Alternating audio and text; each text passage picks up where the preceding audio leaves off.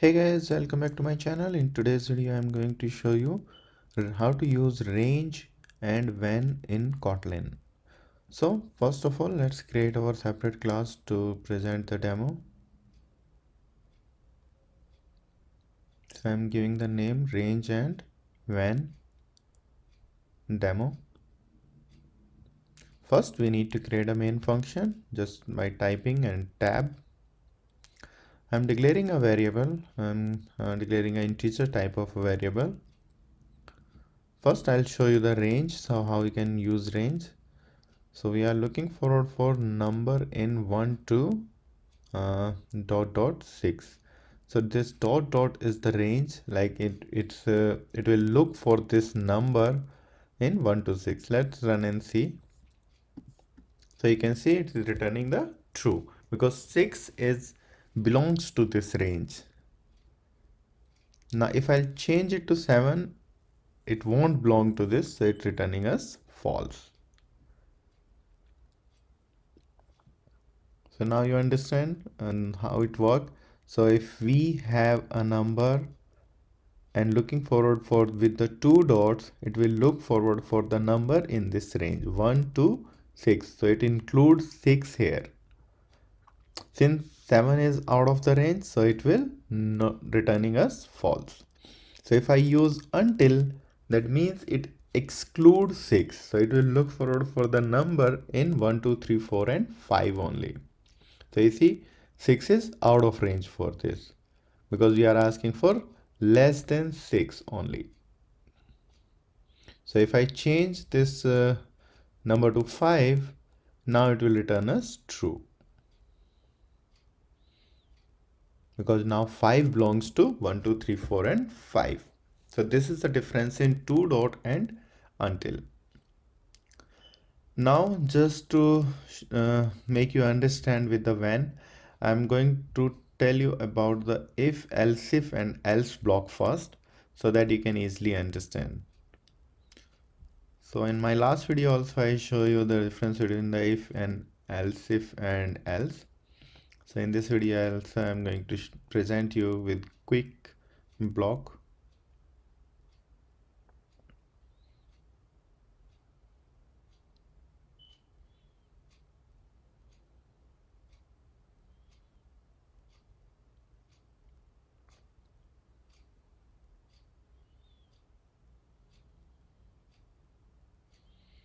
So now you see the days is Sunday, so it will go inside the today is Sunday block. So you see now it's printing today is Sunday because Sunday is matching with the condition. So now how can you write this same code with the different way? So there is a when block which we can use to represent the above code in the same manner but with a few line of code. So let's see it.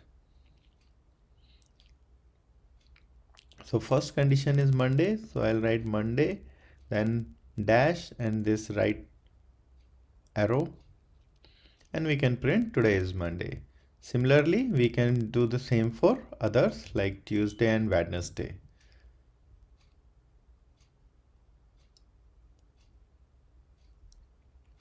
And Sunday. And now the way we have the else in if else, so similarly we have else here in when as well. So now see, you see when we reduce so many lines of code in the when block. So it's Sunday, so it will still print the today is Sunday. Let's run and see. So you see today is Sunday. So one, today is Sunday is from the if else, and second, let me comment this out so that we can watch it out clearly. Let's run. So you can see now today is Sunday. So this is from this line.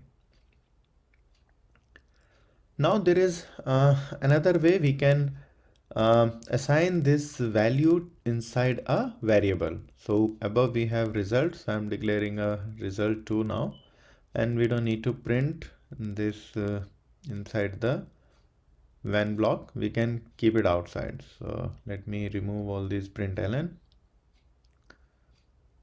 and it will return just the string to this result2 variable, and we can print the result2 now. So still it's gonna be the same because we already have days as Sunday, and it will go and check inside the when block and it will print today is Sunday. Let's run and see. There you go. So now you understand. So let me do this same when block with the integer value. So I'm declaring another integer value, that is the new number, as 12, and we can write the same when block with the number values.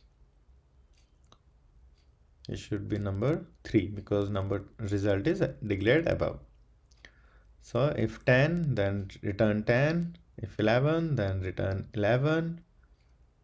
If 12, then return 12. And else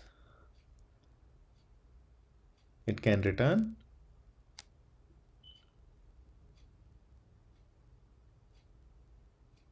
no match. And now we can print result 3. So it should print now 12, correct? Let's see. 12. So hope you understand the when, where you can use it. So guys, that's all for today's video. Thank you so much for watching. If you have any question, you can ask me in the comment section. Thank you.